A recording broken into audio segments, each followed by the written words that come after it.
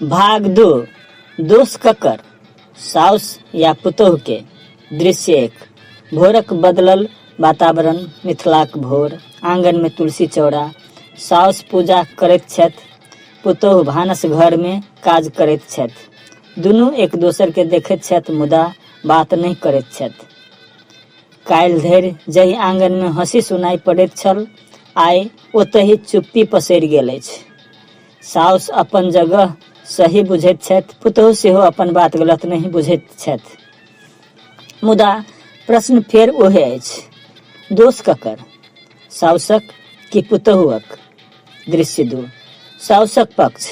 साउस अपन सहेली सँ बात करैत छथि। साउस: हम पुतोह सँ किछु गलत नहीं कहैत छी, हम तऽ केवल अपन अनुभव बतबैत छी। एहि घर के बनबैत बनबैत हमर पूरा जिंदगी बीत गेल।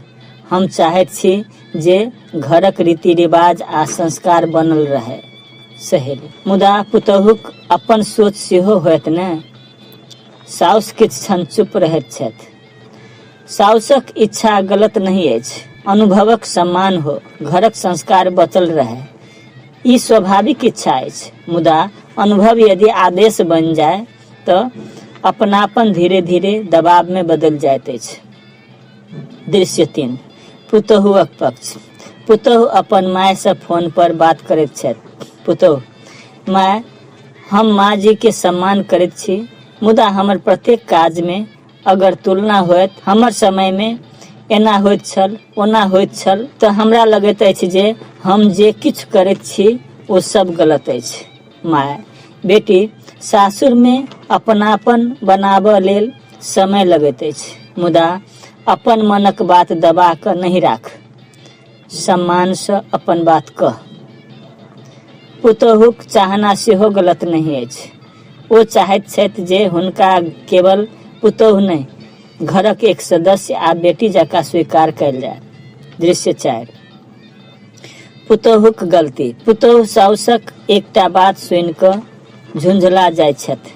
पुतोह: माँ जी, हिनका तऽ हमर कोनो काज नीक लगबे नहीं करैत छनि। साउस दुखी भऽ जाइत छथि। मुदा पुतोह सँ सेहो गलती होइत अछि। प्रत्येक सुझाव के आलोचना बुझब, प्रत्येक परंपरा के पुराण बुझब आ क्रोध में तुरंत उत्तर देब संबंध के और कमजोर करैत अछि। दृश्य 5 साउसक गलती। साउस पुतोहुक काज फेर सुधारय लगैत छथि। साउस: एना नहीं, हम देखबैत छी, अहाँ के तऽ किछु बुझाइते नहीं अछि। पुतोह चुप भऽ जाइत छथि। साउसक सेहो गलती अछि। पुतोह के बारंबार अहाँ किछु नहीं जानैत छी कहब, हुनकर प्रत्येक काज में कमी खोजब आ अपन समयक तुलना करैत रहब, पुतोहुक आत्मसम्मान के चोट पहुँचा सकैत अछि। दृश्य 6 मिथिलाक संस्कार। घर में पाबनि त्योहारक तैयारी। अरिपन बनि रहल अछि। पुतोह रंग भरैत छथि, साउस दूर सँ देखबैत छथि। मिथिलाक संस्कृति हमरा सबके मात्र परंपरा नहीं सिखबैत अछि, ई हमरा सबके सिखबैत अछि बड़का के सम्मान, छोटका के स्नेह आ परिवार में एक दोसराक भावनाक कदर। परंपरा तखने सुंदर अछि जखन ओकर संग प्रेम सेहो होय। दृश्य 7 असल प्रश्न। साउस एकटा पुरान पारिवारिक फोटो देखैत छथि। फोटो में अपन सासू संग हुनकर पुरान तस्वीर देखाइत अछि। साउस के अचानक अपन पुरान दिन याद अबैत अछि। कखनो ओहो तऽ पुतोह बनि कऽ एहि घर में आयल छलीह, तखन हुनकर मन में सेहो एहने प्रश्न सब उठैत छल कि हमरा एहि घर में अपन बेटी जकाँ मान भेटत।